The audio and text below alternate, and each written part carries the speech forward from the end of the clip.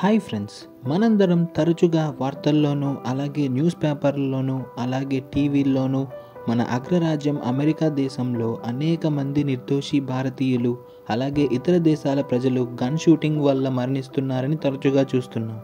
దీనికి ప్రధానమైన కారణం ఆయా దేశాల్లో ముఖ్యంగా ఆయుధాల పరిమితి లేకపోవడం, అలాగే గన్ నియంత్రణ చట్టాలు శీలతంగా ఉండడం, మానసిక ఆరోగ్య సమస్యలు, అలాగే సామాజిక అసంతృప్తి కారణంగా, అలాగే కొన్ని ఆర్థిక అసమానతలు వంటి అంశాలు దీనికి కారణంగా నిలుస్తున్నాయి. ముఖ్యంగా అమెరికాలో సులభంగా గన్లు అందుబాటులో ఉంటాయి. గన్ నియంత్రణ కోసం ఉన్న చట్టాలు రాష్ట్రాల వారీగా మారుతూ ఉంటాయి.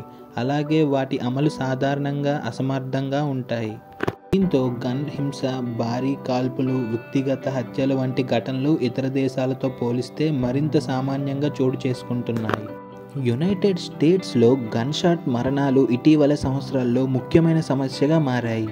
ఈ మధ్య గణాంకాలు కనుక చూసినట్లయితే 2020లో centres for disease control CDC ప్రకారం అమెరికాలో 45,000 మంది పైగా గన్ షాట్ మరణాలు నమోదయ్యాయి.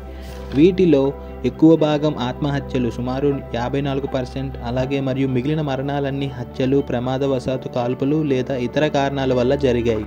ఈ మధ్యకాలంలో అమెరికా దేశ అధ్యక్షుడి ఎలక్షన్ క్యాంపెయిన్లో కూడా డొనాల్డ్ ట్రంప్ మీద తుపాకీ దాడి జరిగిందని మనకు తెలిసినదే. ముఖ్యంగా భారతీయులు విద్యాభ్యాసం, అలాగే పని లేదా కుటుంబంతో అమెరికాలో నివసించే వాళ్ళు కూడా ఈ అల్లర్లో బాధపడే అవకాశం ఉంటుంది. ఈ సమస్యను మనం పరిష్కరించడానికి కఠినమైన గన్ నియంత్రణ, అలాగే మెరుగైన మానసిక ఆరోగ్య సేవలు, అలాగే సామాజిక సమాధానం, హింస మరియు ద్వేషాన్ని తగ్గించే చర్యలు చాలా అవసరం. దీనిపై ట్రంప్ ప్రభుత్వం కూడా ఆలోచించి కఠినమైన చర్యలు తీసుకురావాలి. ఈ వీడియో మీకు నచ్చినట్లయితే like, share and subscribe to our channel.